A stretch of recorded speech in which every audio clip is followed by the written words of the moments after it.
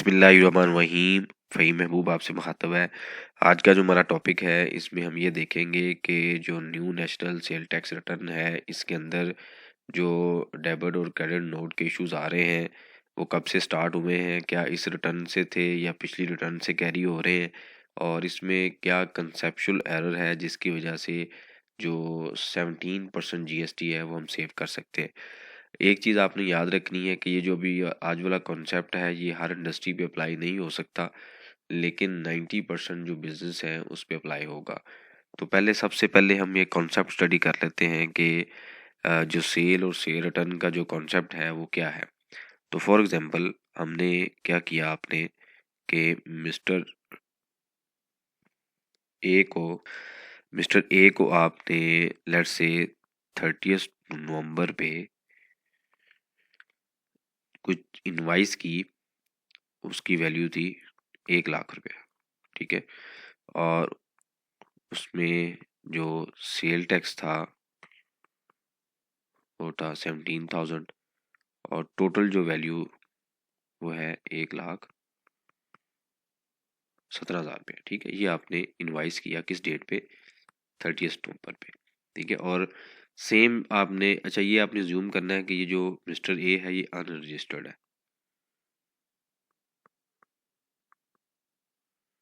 मतलब इसका STRN number नहीं है, सेल टैक्स नंबर नहीं है, ये रजिस्टर्ड के केस में नहीं है, अनरजिस्टर्ड के केस में, ठीक है। तो हुआ क्या कि 15 दिसंबर को आके मिस्टर ए ने क्या किया, आपको 50% जो गुड्स थी वापस कर दी। मतलब उसने जो सेल रिटर्न थी ये थी सारी सेल, और यही आपने सेल टैक्स रिटर्न में भी रिपोर्ट कर दी है, सेल टैक्स रिटर्न में भी हमने रिपोर्ट कर दी, और 17,000 हमने जीएसटी भी दे दिया। इसमें एक जो कॉन्सेप्ट है फर्दर टैक्स वाला वो मैं इग्नोर कर रहा हूँ। मैं ये कहता हूँ जी फर्दर टैक्स इसके ऊपर नहीं है, मैं ज्यूम कर रहा हूँ, लेकिन मैक्सिमम केसेस में फर्दर टैक्स भी होता है, ठीक है। तो हम यहाँ पे जूम कर रहे हैं कि उसके अंदर फर्दर टैक्स नहीं है। अच्छा, उसके बाद अगला जो पॉइंट है वो क्या है, हम इसको कलर चेंज करते हैं अभी, कि इसने जब चीज़ें रिटर्न की तो आपके लिए क्या हो जाएगा, ये क्रेडिट नोट, यानी कि जो सेल कर रहा था उसके लिए क्या था, क्रेडिट नोट, ठीक है। और मिस्टर ए के लिए क्या था, डेबिट नोट, ठीक है। इसने क्या किया कि इसने किसी भी वजह से 50,000 की चीज़ें रिटर्न कर दी, और उसके ऊपर जो जीएसटी बनता था वो बनता था 8500, ठीक है। ये आपको टोटल वैल्यू 58,500 की जो वैल्यूज थी ये आ गई रिटर्न, ठीक है। मेरी आवाज़ थोड़ी सी चेंज है, तबीयत मेरी थोड़ी अपसेट है, इस वजह से शायद आपको चेंज लग रही होगी। अच्छा जी, अब कॉन्सेप्ट क्या है कि ये चल रहे हैं। अच्छा, एक बड़ा डीपली आपने कॉन्सेप्ट यहाँ पे समझना है कि ये चल रहे हैं अकाउंट्स, यानी कि बुक कीपिंग जहाँ पे हम कर रहे हैं। बुक कीपिंग में जो सेल का लेजर है उसमें 1 लाख रुपए पहले हमने ये वाली क्रेडिट की, यानी कि हमारी इनकम बुक हुई। और उसके बाद हुआ क्या कि 50,000, 50,000, ये 50,000 यहाँ पे रिटर्न हो गया, ठीक है। और नेट सेल कितनी आ गई, 50,000 रुपये, ठीक हो गया। अब जब रिटर्न आया, जब सेल हुई तो हमने क्या किया था, ये 17,000 जो जीएसटी था किसको पे किया, गवर्नमेंट को। अब जब रिटर्न होती है तो सिस्टम हमें अलाउ करता है, कि इससे पहले अलाउ करता था अब नहीं करता। तो एक चीज़ आप याद रखें कि जुलाई 2021 से जो सेल टैक्स रिटर्न का पोर्टल है उसमें अनरजिस्टर्ड की जो इनवाइस है, यानी कि जो रिटर्न, उसकी एंट्री हम नहीं कर सकते। ये सिस्टम ने आरडी जो विंडो है वो क्लोज कर दी है। मतलब कि जुलाई 2021 से हम सिर्फ अनरजिस्टर्ड को सेल कर सकते थे, अगर अनरजिस्टर्ड से रिटर्न आएगी तो हम उसकी रिटर्न की एडजस्टमेंट नहीं ले सकते। अब क्वेश्चन ये पैदा होता है कि जी मैंने इसको एडजस्ट कैसे करना है, मेरी तो रिटर्न आई है। अब मेरा बिजनेस ये मुझे कहता है कि जी आप जो सेल है हमारी, फॉर एग्जांपल ये जब आपने सेल की तो इसकी 1 साल की गारंटी थी, यानी कि 1 साल की आपने इसकी वारंटी दी है कि 1 साल के अंदर अगर चीज़ें ख़राब होंगी तो आपने वापस देनी है। तो अब एक तरफ है ऑपरेशनल बिजनेस इशू और एक तरफ है टैक्स का इशू, तो हमने किस तरीके से इसको हैंडल करना है। अगर फॉर एग्जांपल हमारे पास सेल रिटर्न आई है और हमने सेल टैक्स रिटर्न में इसका जो क्रेडिट नोट है वो नहीं लिया, अब हुआ क्या कि हमने output tax minus input tax का जो फार्मूला था वो अप्लाई करने के बाद ये पे कर दिया, ठीक है। आउटपुट टैक्स हमारा इस केस में क्या था, 17,000। मैं अज्यूम करता हूँ कि मेरा इनपुट टैक्स ज़ीरो था, कोई नहीं था, तो मैंने कितना गवर्नमेंट को पे कर दिया, 17,000। ये मेरी पहली जब इनवाइस मैंने की उस टाइम मैंने पे कर दिया। मैं इसलिए इनपुट टैक्स ज़ीरो ले रहा हूँ ताकि एग्जाम्पल सिंपल रहे, ठीक है। उसके बाद क्या हुआ कि जी अगले महीने जाके 1 महीने बाद मैंने 30 नवंबर पे किया और 15 दिसंबर को जब रिटर्न आई तो इसका मतलब ये हुआ कि मेरा जो यहाँ पे इनपुट टैक्स होना चाहिए वो 8500 होना चाहिए।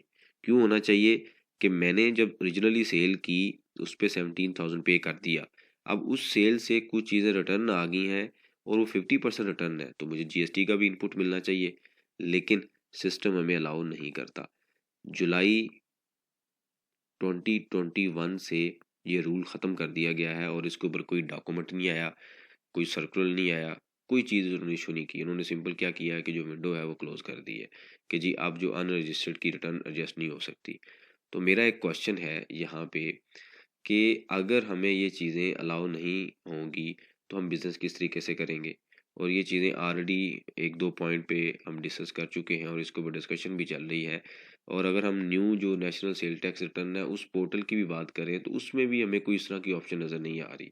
अभी तक तो वैसे रजिस्टर्ड का जो डेबिट क्रेडिट नोट है उसकी भी सही तरीके से जो विंडो है वो काम नहीं कर रही, लेकिन अनरजिस्टर्ड के ऊपर तो बिल्कुल ऑप्शन अवेलेबल नहीं है वो वाली, कि अगर हमें अनरजिस्टर्ड कोई सेल की है और रिटर्न आता है, वापस आ जाता है, स्टॉक वापस आ जाता है, तो क्या मैं दोबारा टैक्स पे करूँगा? अब हुआ क्या कि हमने क्या किया, इस एग्जांपल के थ्रू अगर हम स्टडी करें, तो हमने क्या किया जी, मैं इसको थोड़ा ऊपर कर रहा हूँ, हमने क्या किया कि वैल्यू 1,00,000 की थी, यानी कि जो सेल की वैल्यू 1 थी, मैंने 17,000 एक बार टैक्स दिया और जब मैं 50,000 की दोबारा सेल करूँगा, तो मुझे 8500 दोबारा टैक्स देना पड़ेगा। तो मैंने तो जनाब, मेरा तो जो सारा बिज़नेस है, जीपी है, वो तो सारा यहाँ पे निकल जाएगा। मेरा तो इतना प्रॉफ़िट नहीं है जितना मैं टैक्स दे रहा हूँ। तो अब क्वेश्चन ये है कि जी हमने इसको करना कैसे है? अब सिस्टम अगर हमें सपोर्ट नहीं कर रहा, सिस्टम हमें अलाउ नहीं कर रहा, तो क्या हमने डबल टैक्स देना है? नहीं, ऐसा नहीं है। अब आपने बड़े सिंपल से एक तरीके से इसको चीज़ों को समझना है। वो क्या है कि ये अकाउंट्स थे, ठीक है? और ये सेल टैक्स रिटर्न का डाटा है। अकाउंट्स के अंदर मैं दोबारा इसकी एग्जांपल बनाता हूँ। ओरिजिनली हमने 1,00,000 की सेल की और 50,000 की रिटर्न आ गई, ठीक है। तो नेट मेरी सेल कितनी होगी, 50,000 में, ठीक हो गया। सेल टैक्स रिटर्न के अंदर क्या हुआ, ओरिजिनली सेल हुई 1,00,000 रुपए की और चूंकि मुझे सिस्टम अलाउ नहीं कर रहा, तो मेरे पास जो सेल टैक्स रिटर्न के अंदर सेल रहेगी वो कितनी रहेगी, 1,00,000 रुपए की। अब इसकी एक रिकन्सलेशन बन जाएगी।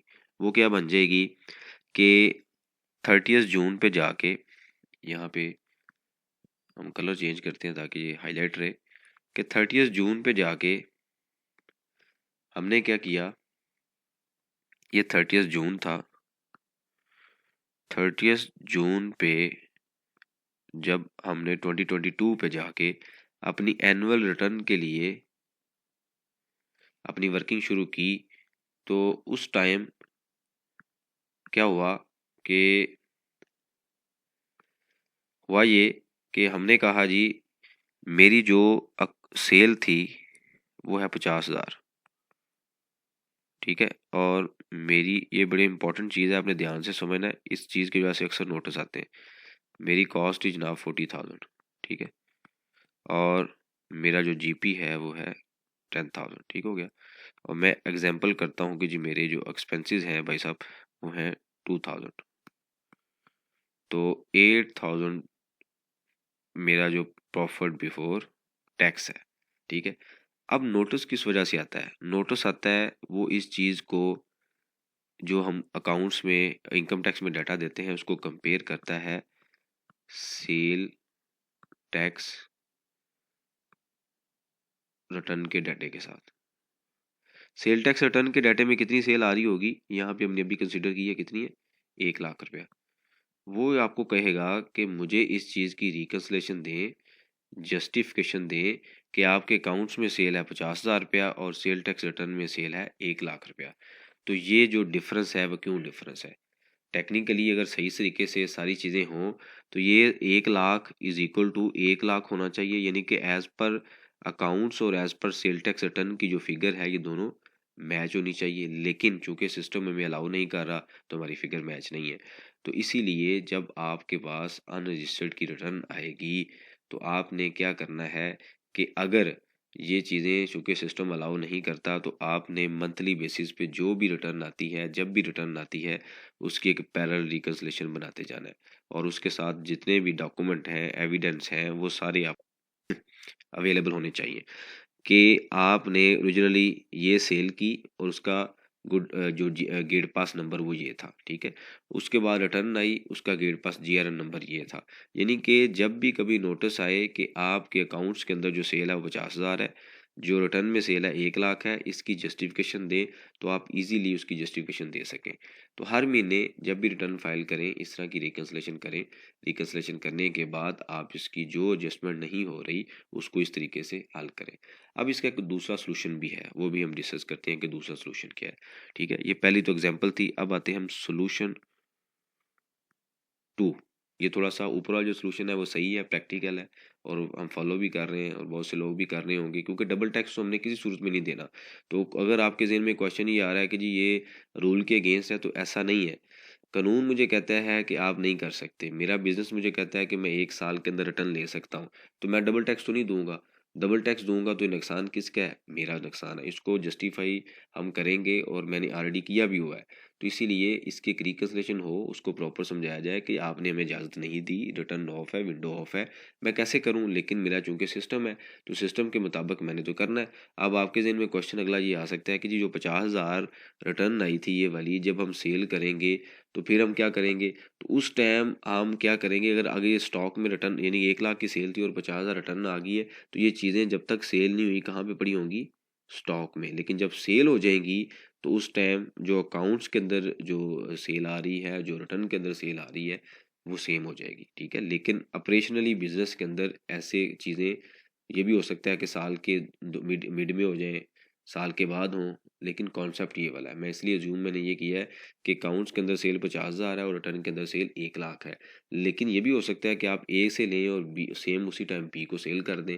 तो उस सूरत में जो आपने जीएसटी ओरिजिनली पे किया होगा वो 1,00,000 के ऊपर ही पे किया होगा। लेकिन अगर आप रिटर्न आई है और दोबारा सेल करते हैं तो फिर आपकी जो सेल अकाउंट्स में आ रही है और जो रिटर्न में आ रही है वो मैच होगी। लेकिन जो पार्टीज होंगी यहाँ पे एक होगी और अकाउंट्स के अंदर कितनी पार्टियां हो जाएंगी, 2 पार्टियां। मिस्टर ए हो सकता है, मिस्टर बी, क्योंकि जब रिटर्न आई है तो ऑब्वियसली वो मिस्टर बी को ही सेल हुई होगी, मिस्टर सी को सेल हुई होगी, ठीक है। अब दूसरा सोल्यूशन क्या है।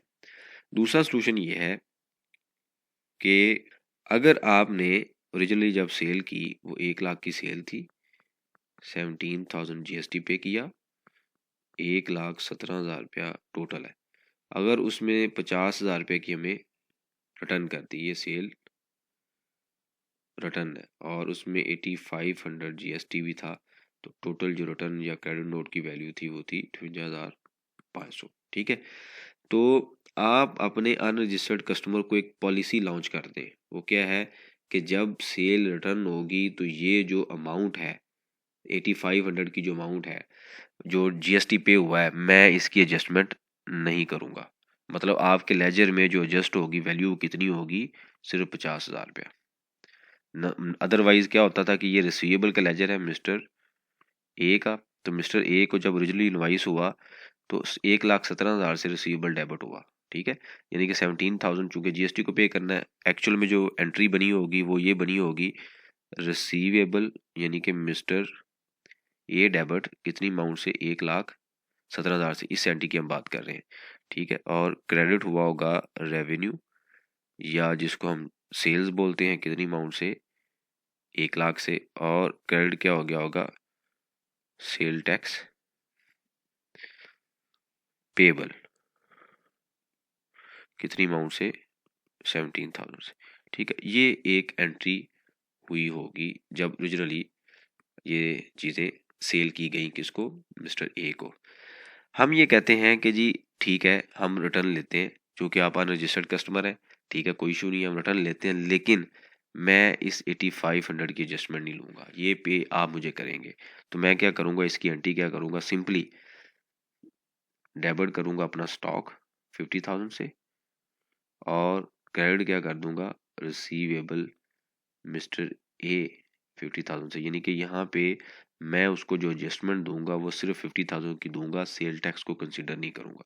तो इसका मतलब क्या हुआ कि मैंने सेल टैक्स कहाँ से रिकवर किया, ये 8500 मिस्टर ए से। मैंने उसको पेनल्टी चार्ज कर दी कि तुमने चूंकि रिटर्न किया है, और ये 17,000 मैंने गवर्नमेंट को पे कर दिया है।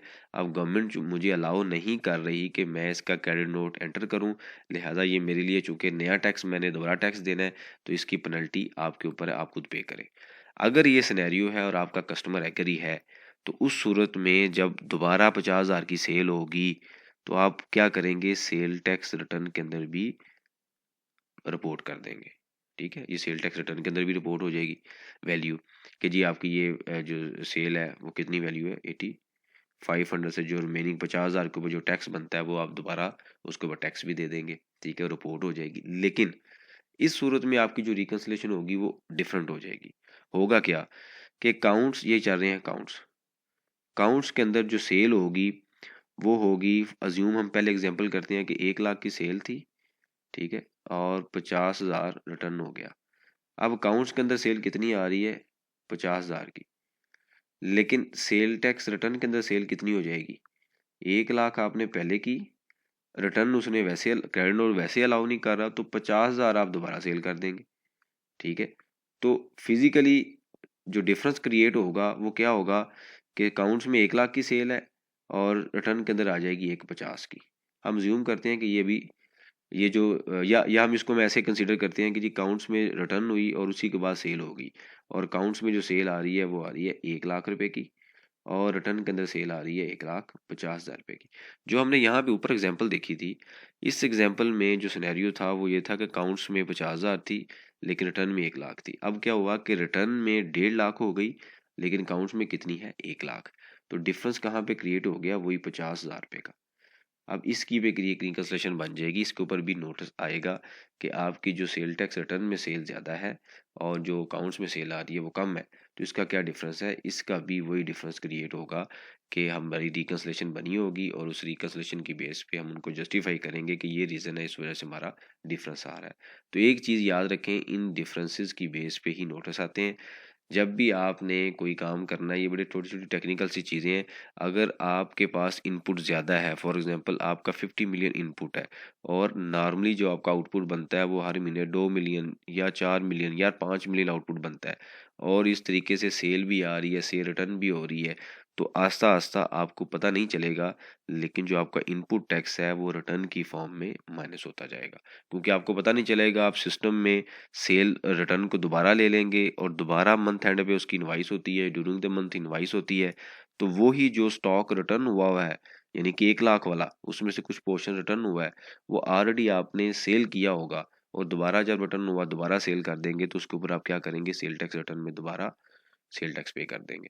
तो अगर आपने इसको टाइमली मैनेज ना किया, तो इसका मतलब ये हुआ कि आपको अगर इनपुट ज़्यादा है, फिर तो आपको आस्ता-आस्ता वो ख़त्म होना शुरू हो जाएगा। आपको हो सकता है पता ना चले, लेकिन वो चीज़ें चूँकि रिटर्न कम हो सकती है, सेल ज़्यादा हो सकती है, तो लेकिन एट द एंड क्या है, वो नुकसान किसका है, टैक्स पेयर का है। तो इस वजह से आपने ये चीज़ें मैनेज करनी है। जो 2 मैंने सॉल्यूशन बताए हैं, इन सॉल्यूशंस को फ़ॉलो करें। अगर आपको लगता है कि इससे बेहतर कोई चीज़ है, आप कमेंट्स बॉक्स में लाज़मी मेंशन करें, उसको हम डिस्कस करेंगे, ताकि हम एक-दूसरे से इन चीज़ों को सीख सकें। क्योंकि प्रैक्टिस है, ओपिनियन है, मेरी प्रैक्टिस एक प्रैक्टिकल अप्रोच है, क्योंकि मैं ऑलरेडी एक डीलर नेटवर्क के सेटअप्स को देख रहा हूँ।